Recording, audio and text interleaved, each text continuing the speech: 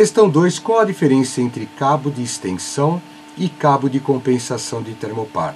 E quando devemos escolher um ou outro? Vamos entender primeiro o que é cabo de extensão e cabo de compensação. O cabo de extensão, ele é a liga pura. É como se fosse, por isso que como o próprio nome diz, ele é uma extensão do termopar. Então é como se eu estivesse usando a mesma liga do termopar em forma de cabo.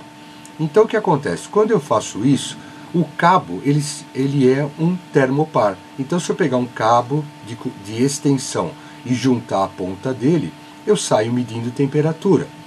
Essa é uma das formas que o pessoal mede temperatura através daquelas sondas, né? Sondas termopares, que é para injetoras, né?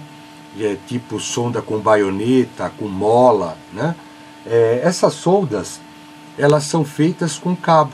Então é um cabo de extensão, onde eu faço a junta quente do próprio cabo, eu faço essa união e ele começa, ao aquecer essa junta quente, ele é um termopar, ele se apresenta como um termopar. O de compensação já não, é uma liga alternativa, que aqui eu coloquei até um gráfico, né?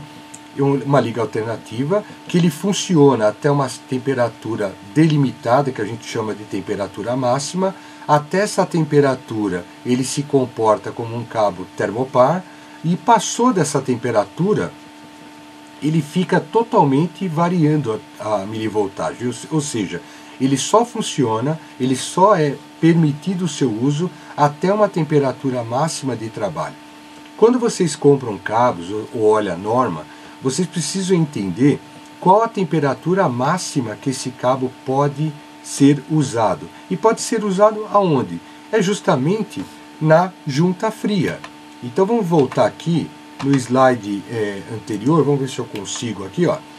Nós estamos falando da junta fria. Vamos supor que esse cabo aqui é um cabo termopar, aqui é um cabo de cobre comum, mas vamos supor que seja um cabo termopar. E essa temperatura da junta fria, ela tem um limite de norma.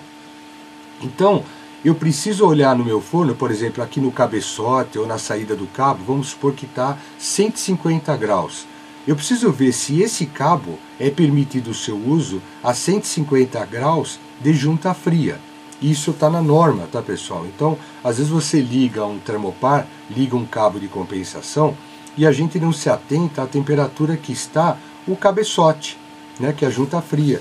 Então, isso aqui é muito importante, porque passou do valor da junta fria, do valor que é determinado por norma, que esse cabo vai ser, que ele pode ser utilizado de compensação, passou dele, ele começa a indicar um erro, que aí ele pode agregar um erro e o termopar começa a medir errado. Então, pode haver erros de termopar, de medida de termopar no processo, se a temperatura da junta fria for muito alta, tá certo? Então aqui é a curva do termopar e a curva do cabo de compensação. Note que ele totalmente fez um desvio aqui. Aqui é bem exagerado para mostrar que realmente ele saiu do desvio após a temperatura máxima que ele trabalha.